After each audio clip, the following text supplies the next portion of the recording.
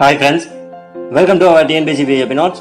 நாம தமிழ்ல 6ஆம் வகுப்பு முதல் பருவம் பார்த்துட்டு வரோம். போன வீடியோல இயல் 1ல இருக்கக்கூடிய இலக்கண பகுதி பார்த்தோம். இந்த வீடியோல இயல் 2ல இருக்கக்கூடிய இலக்கண பகுதி பார்க்க போறோம்.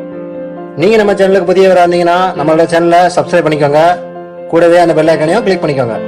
அப்படின்னா தான் நாம போடக்கூடிய வீடியோஸ் எல்லாமே உங்களுக்கு உடனே நோட்டிஃபை ஆகும். வாங்க இன்னைக்கு வீடியோக்குள்ள போலாம். முதல் எழுத்தும் சார்பு எழுத்தும் அப்படின்ற இலக்கண பகுதி பார்க்க போறோம். எழுத்துக்களை இரண்டு வகைகளா பிரிக்கிறாங்க. அவை முதல் எழுத்து, சார்பு எழுத்து. ஃபர்ஸ்ட் முதல் எழுத்து அப்படின்றத பத்தி பார்க்க போறோம். உயிர் எழுத்துல இருக்கக்கூடிய 12 எழுத்துக்களும் மெய் எழுத்துல இருக்கக்கூடிய 18 எழுத்துக்களும் சேர்ந்து மொத்தம் 30 எழுத்துக்களை தான் முதல் எழுத்துக்கள் அப்படின்னு சொல்றோம். இந்த உயிரெழுத்துக்களும் மெய் எழுத்துக்களும் இவை தவிர இருக்கக்கூடிய பிற எழுத்துக்கள் தோன்றுவதற்கு முக்கிய காரணமா இருக்கிறதுனால தான் இவற்றை முதல் எழுத்துக்கள் அப்படின்னு குறிப்பிடுறாங்க. அடுத்து சார்பெழுத்துக்கள் அப்படின்ற பத்தி பார்க்க போறோம். முதல் எழுத்துக்களை சார்ந்து வரும் எழுத்துக்கள் தான் சார்பெழுத்துக்கள். இந்த சார்பெழுத்துக்கள் எத்தனை வகைப்படும் பாத்தீங்கன்னா 10 வகைப்படும். அவை என்னன்னா உயிர்மை, ஆயுதம், உயிர் அளபடை, ஒற்றளபடை, குற்றிய லிகரம், குற்றிய லுகரம், ஐகார குறுக்கம், ஔகார குறுக்கம், மகர குறுக்கம், ஆயுத குறுக்கம். இவைகள் தான் சார்பெழுத்துக்களின் வகைகள். ஃபர்ஸ்ட் உயிர்மை அப்படின்றது என்னன்னா மெய்யெழுத்துக்களும் உயிரெழுத்துக்களும் ஒன்றோடு ஒன்று சேரும் போது உருவாகக்கூடியதுதான் உயிர்மை எழுத்துக்கள். அதுக்கப்புறமா உயிர்மை எழுத்தினுடைய ஒலி வடிவம் எப்படி இருக்கும்னா மெய்யெழுத்தும் உயிரெழுத்தும் சேர்ந்ததா தான் இருக்கும். எடுத்துக்காட்டுக்கு இக் அப்படின்றது மெய்யெழுத்து, ஆ அப்படின்றது உயிரெழுத்து.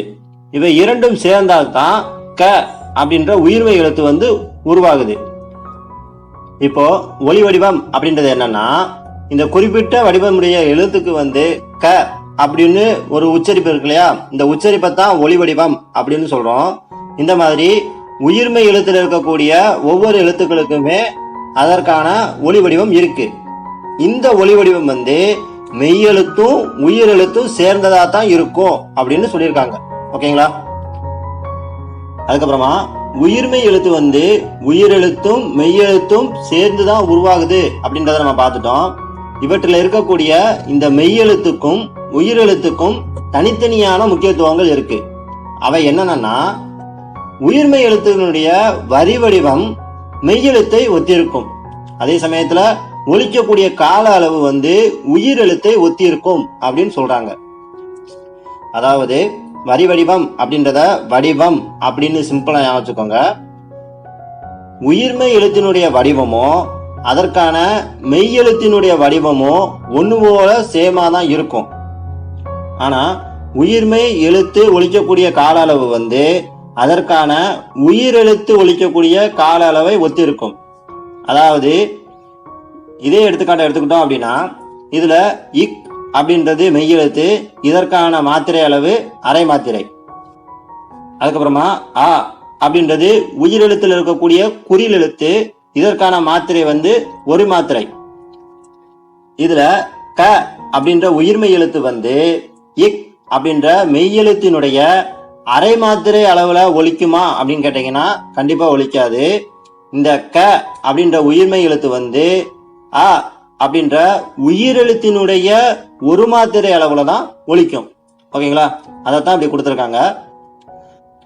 அதுக்கப்புறமா உயிர்மை எழுத்துக்கள் முதல் எழுத்துக்களை சார்ந்து வர்றதுனால இந்த உயிர்மை அப்படின்றது சார்பெழுத்தின் வகைக்குள்ள வருது.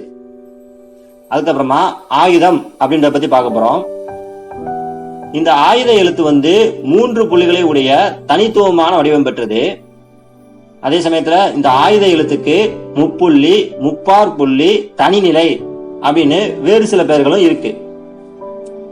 அதோட இந்த ஆயுத எழுத்து நுட்பமான ஒலிப்பு முறை உடையது.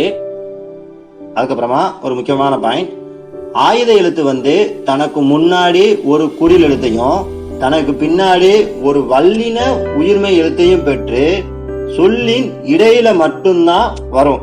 ஓகேங்களா? இது ரொம்ப ரொம்ப முக்கியமான பாயிண்ட், நோட் பண்ணி வச்சுக்கோங்க. இதுல இருந்து கேள்வி எப்படி கேட்கப்படலாம் பாத்தீங்கன்னா ஆயுத எழுத்து தனக்கு முன் ஒரு நெடில் எழுத்தையும் தனக்கு பின் ஒரு மெல்லின உயிர்மை எழுத்தையும் பெற்று சொல்லின் இடையில் மட்டுமே வரும் அப்படின்னு ஒரு கூற்று வச்சிருவாங்க. கூற்றுல நம்ம ஆயுத எழுத்து அப்படின்ற வார்த்தையை படிச்சிருவோம். கடைசியா சொல்லின் இடையில் மட்டுமே வரும் அப்படின்ற வார்த்தையுமே மேட்ச் பண்ணி கூற்று கரெக்ட் அப்படின்னு நம்ம சூஸ் பண்ணிட்டு வந்துருவோம். அதை கவனமா கவனிக்கணும். சொல்லுக்கு முன்னாடி நெடில் கொடுத்திருந்தாங்க, அதே மாதிரி சொல்லுக்கு பின்னாடி மெல்லின உயிர்மை அப்படின்னு கொடுத்திருக்காங்க. சோ அந்த கூற்று தவறு. கொஞ்சம் கவனமா நோட் பண்ணிக்கோங்க, இது ரொம்ப ரொம்ப முக்கியமானது. அடுத்து ஆயுத எழுத்து சொல்லின் இடையில் மட்டுமே வரும் அப்படின்னு சொல்லிட்டாங்க இல்லையா? சோ ஆயுத எழுத்து எப்பயுமே தனித்து இயங்காது அப்படின்றத நம்ம இன்டைரக்டா புரிஞ்சுக்கிடணும். அதுக்கப்புறமா இந்த ஆயுத எழுத்து முதல் எழுத்துக்கள் ஆகிய உயிர் எழுத்துக்களையும் மெய் எழுத்துக்களையும் சார்ந்து இயங்குவதால இந்த ஆயுத எழுத்தும் சார்பெழுத்தின் வகைக்குள்ள வருது.